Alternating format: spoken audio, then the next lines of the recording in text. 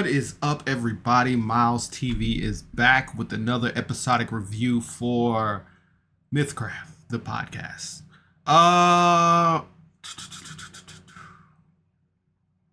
This, I don't know if it's going to be a longer or shorter episode. There was a lot going on. There was a two-part episode, Into the Fire Part 1 and Into the Fire Part 2. Really great episode. Anytime we're working with two-part anything, definitely. Give me 1 second. Yeah, Into the Fire Part 1, Into the Fire Part 2. So, a lot going on in this episode. There's a lot to cover. I kind of condensed it down because it is a battle episode. And battle episodes can get a little repetitive, saying like, he did this, they did that, they blah, blah, blah. So I shortened it down a lot and just kind of go over some of the highlights and especially who the MVP this battle was. So yeah, without further ado, episode 10 and 11, Into the Fire Part 1 and Part 2. So we start off. All right, we pick up. Kyle tells us of this new mechanic that he's going to use. It is to this building. Thistle's home is crumbling down. This giant oak tree what they live in. I still don't remember if it's an oak tree, but it's a giant tree. They live in it. You can spend an action point to figure out the safest path. You can figure out when the building's going down. So it's just kind of, you can make more calculated strategic things based on what this building's doing, because the building is burning down and it's going to start falling in at a certain point of time. I think he had a counter on it, and the counter was 10 turns. So that was a cool mechanic. I like that he did that. Lucian's off first, and he quickly buffs everybody. He just goes through everybody. It's like, hey, you got this, you got that, you got this. Lucian does this. That's his turn. Great first turn. Thistle immediately jumps into the thick of battle. She, you know how she is. She is bloodlusted. Everyone quickly follows suit. Friend sends Petri to find Thistle's parents. Lucian is a really good utility character. I love characters. Not necessarily, it's going to sound mean, not necessarily like that know their roles, but I love people that know how to play their character, their class. And Lucian does that really, Roger does that really well. He knows what he's going to do every turn. He's very utility forward. I really like that. Combat continues, and Friend continues to look for Thistle's parents. Lucian ends up charming a golem, but he tries to convince him like, hey, I'm the captain here. I'm the captain now. And the golem's like, nah. But we're friends. The group's fights on, and it starts to look bad for the group here. Everybody's getting hurt real bad, real quickly. Friend ends up finding Thistle's parents, and he tells Thistle where they are, and Thistle immediately takes off to go find them. Hildegarde's scary. I've said from the boat, from meeting her, Hildegarde is scary, and Nathan plays a tormented child so well, it's scary. Lucian has a cool flaming sword, and he pulls it out, and he chops up some golem or something, and it burns. Awesome. Lucian is the MVP of this episode. He does a great job being utility, being an attacker, I think there was a moment where he did pull out a weapon and he missed, and he was like, "I'm just gonna go back to what I'm good at." But Lucian was amazing this episode. Roger MVP. Thistle went off to find her parents. She found them. Thistle immediately gets hit by an arrow and drops down to 0 HP. She has like death saves now. The building starts to fall in. Harlow nearly dodges out of the way of a falling beam. Kyle is such... I love the way Kyle DMs. He does a really good job to... Whenever he makes a ruling on something, he makes sure you understand why he did what he did. Whenever he makes a pass on something, he makes sure... I love the way he speaks to you when things of that nature happens. There are moments where you're like, man, he's real frustrated at the players, but I feel like it's a fun frustrated, like, we're going to be talking about this later and this is going to be hilarious. But it's just, Kyle's just really good at like how he conveys. There was a moment where Thistle jumps through the fire to get to her parents, and the flying squirrels, Keplins or whatever Thistle is, sorry,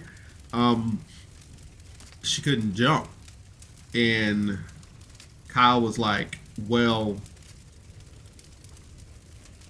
makes no sense for a squirrel not to be able to jump, so I'm going to give you a jump, basically. And, you know, I've known so many DMs to be like, well, that's what the book says, so, oh, well, you chose the class. But Kyle's great on that instance. The group continues to fight through the fire and the flames. Lucian ends up dropping down to 0 HP. And he ends up waiting in the doorway because he's not going to leave his friends. Thistle has a great idea to get her parents through the window, but, you know, they're just tiny little squirrels, so they're trying to push each other through the window. I think her mom gets hit at some point. Yeah, man. Thistle's parents don't look that good. I think her dad was unconscious and her mom, like I said, got hit by something.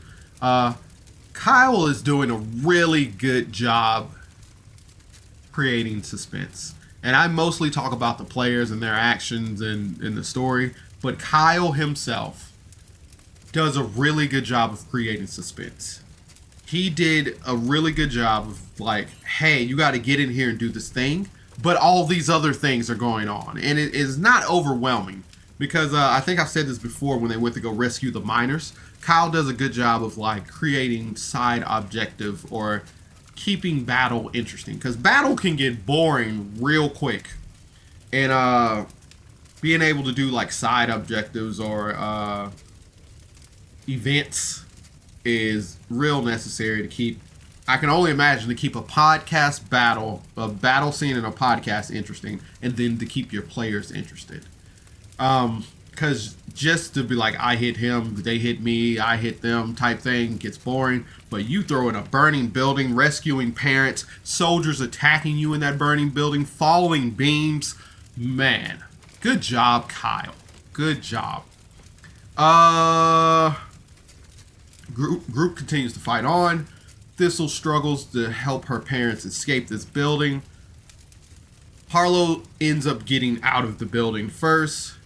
Hildegarde pulls Harlow out of the building. Because Harlow gets a little bit out of the building, and then Hildegarde gets out of the building. She used the rest of her movement to get Harlow out of the building. I'm doing hand signs down here because I talk with my hands, but it's below the camera. So, anyway, hand signs. But Hildegarde pulls Harlow out of the building. Friend tries to get out of the building.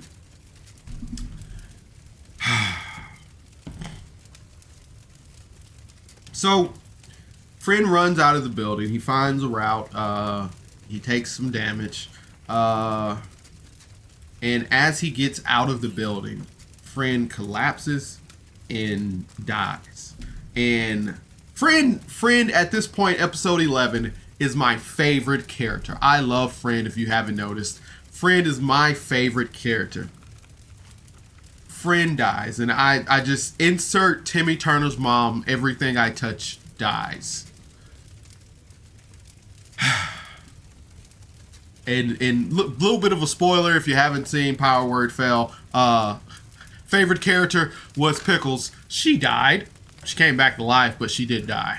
But anyway, so Friend gets out of the building. He collapses. He dies. And Tanner, oh my God, I just started tearing up because all throughout these fight scenes, he's like, Friend's slowing down. His arms aren't doing like the wavy thing. He's losing pieces of him. And I'm getting sad. I'm like, oh no, Friend. And he does this semi-sad scene of like Friend's head falls into his hands. And I'm just like, oh crap, not Friend. And then he says, Petri takes a poop on top of his head. No, Tanner. No, bad Tanner. If I had a squirt bottle, like, yeah, I was so upset at that moment because I was like, this is such a sad scene, and Friend was so innocent, and he dies, and Tanner's like, oh, his best friend poops on his head. But I mean, I know players handle stress and character deaths in different ways. So not really a big deal. I mean, I was heartbroken that Friend died, and then instantly snapped, ripped out of it. But anyway, the building falls. Lucian is still in the building. He is trapped under rubble. Soldiers show up, and that's where the session ends. This session, whew, I wonder if they did this all in one take or like 2 takes or whatever. I'm gonna say this all as one take, because I mean, like, it's in the middle of combat. I think the episode split in the middle of combat, I think. So if I remove Tanner's upsetting scene from the equation, 10 out of 10. Great episode. Probably one of my favorite episodes. Part 1 and part 2. 100%. Love that episode. Tanner's scene, 9 out of 10. Because I can't, 9 out of 10. There's still like, everybody was on their P's and Q's. They went into this battle fully ready. Even Kyle was like, you're fighting military people, and he's going to try his best to be tactical and smart when fighting them or who the attackers are going to attack. So I feel like they had a rough battle, and they went in there, and everybody almost made it out alive. From the moment that Friend was like, I'm going to use Petri to find Thistle's parents, to Lucian buffing people constantly, it was just a great epic battle scene from Kyle creating the suspense. 10 out of 10. I love this episode. I hate that Friend died this episode. I hate that Tanner did a joke. I'm sorry that I'm crapping on Tanner so much. I just really liked Friend. So I guess I should be mad at Kyle. Yeah. Anyway, 10 out of 10 episode. Really enjoyed it. Can't wait to do the next episode. Can't wait to catch up. It's getting crazy. Still no kaijus. Spoiler alert. From where I am doing the review, episode 11. And I think they got episode 22 out now. Still no kaijus, but I'm feeling the kaijus are coming. They did do a survey. God, they did a survey. I woke up one morning, I was like, survey? And I was just like, here's my survey. And I didn't see the link, but there was a survey that they were doing to just kind of like figure out how the show's going and everything. And the show's going great. I mean, I'm loving it. Kyle's a great DM. But one of the questions were, do you know where? Can you see where MythCraft is headed story-wise? And at this moment, no. Even I want to say even caught up. Like, I want to say if I had my best guess and it just flew right over my head, I wasn't paying attention or whatever. It's a war story about a kingdom going to war with another kingdom, and these people are just the people in the middle of it.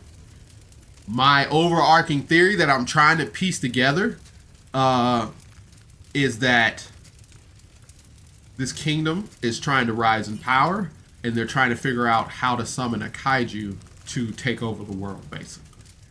And once that's unveiled, either the other king, they're going to have to stop this kingdom, or they're going to have to find a way to raise a kaiju themselves. My theory. But I'm very much enjoying what's happening right now. Like, if there's a sub story, like it's gonna sneak underneath and just hit you in the face, I'm here for it. If they just keep going on random adventures, I'm liking this group. I'm liking what they're doing. I'm here for it. But anyway, join the MythCraft Discord. You can talk to all the people. They're all active in the Discord. Go yell at Tanner, and then think about it, and then go yell at Kyle in the Discord. But long story short, join the Discord, talk to everybody, have fun. I just saw something because I went to go ask something in the Discord, and they said something about MythCraft Legends, the podcast. So I'm gonna find out about that. I don't know if they're doing another podcast or what, but I don't know. I've been a little busy this week, so there we go. But anyway, as always, thanks for tuning in to Miles TV. I appreciate you guys. You guys are awesome. You guys have a nice day. Bye.